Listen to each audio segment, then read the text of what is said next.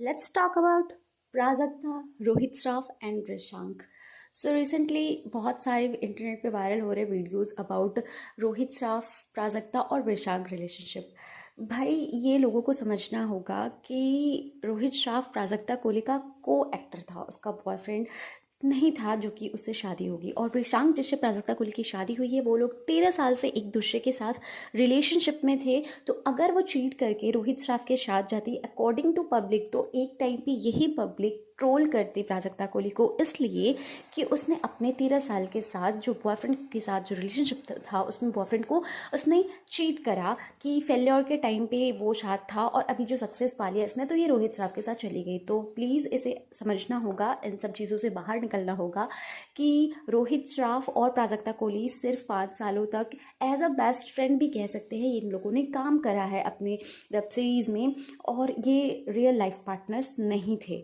प्राजक्ता कोहली और विशांत को साथ में देखो यार, नो मैटर कि कितने अच्छे लगते हैं रोहित श्राफ और प्राजक्ता कोहली साथ में, पर विशांक और प्राजक्ता को भी तो देखो। इनके 13 साल के रिलेशनशिप, सिर्फ 5 साल के रिलेशनशिप, या रिलेशनशिप भी क्या यार, वो लोग बस को एक्टर थे और एक दूसरे के बेस्ट फ्रेंड्स थे। इसकी वजह से 13 साल के रिलेशनशिप को तो स्पॉइल नहीं किया जा सकता। और शादी के टाइम पे आप प्राजक्ता कोहली और विशांक के कपल को देखो, विशांक की पर्सनैलिटी बिल्कुल अलग है, बट फिर भी जैसे पर्सनैलिटी प्राजक्ता कोहली की है वो उसे एकदम बेहतर ढंग से एक्सेप्ट करता है और उसे फुली सपोर्ट करता है। तो पार्टनर ऐसा ही होना चाहिए।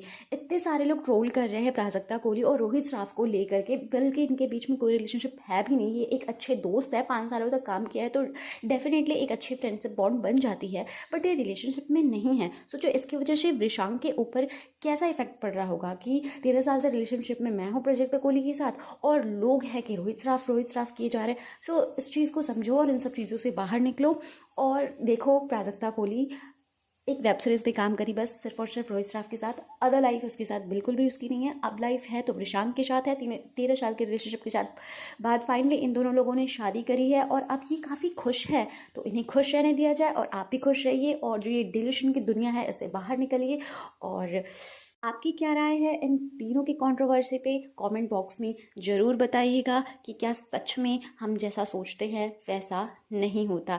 भाई ये दोनों साथ नज़र आते हैं, काफ़ी क्लोज नज़र आते हैं, ये इनके पीआर टीम का काम भी हो सकता है और इनकी वेब सीरीज़ को बहुत ज़्यादा फेमस करने का भी इनका एक तरीका हो सकता है। आजकल पीआर टीम और फेमस होने के लिए कुछ भी किया जा रहा है। तो इन सब चीज़ों से बाहर निकलिए आप लोग कि ये जो साथ में दिखते थे इनके रिलेशनशिप कुछ गहरा था, नहीं ऐसा कुछ भी नहीं था। ये सिर्फ इनके पीआर टीम का काम था और इनके वेब सीरीज़ को बढ़ावा देने के लिए ये सब कुछ था। सो प्लीज़ कमेंट बॉक्स में अपनी राय ज़रूर दीजिए।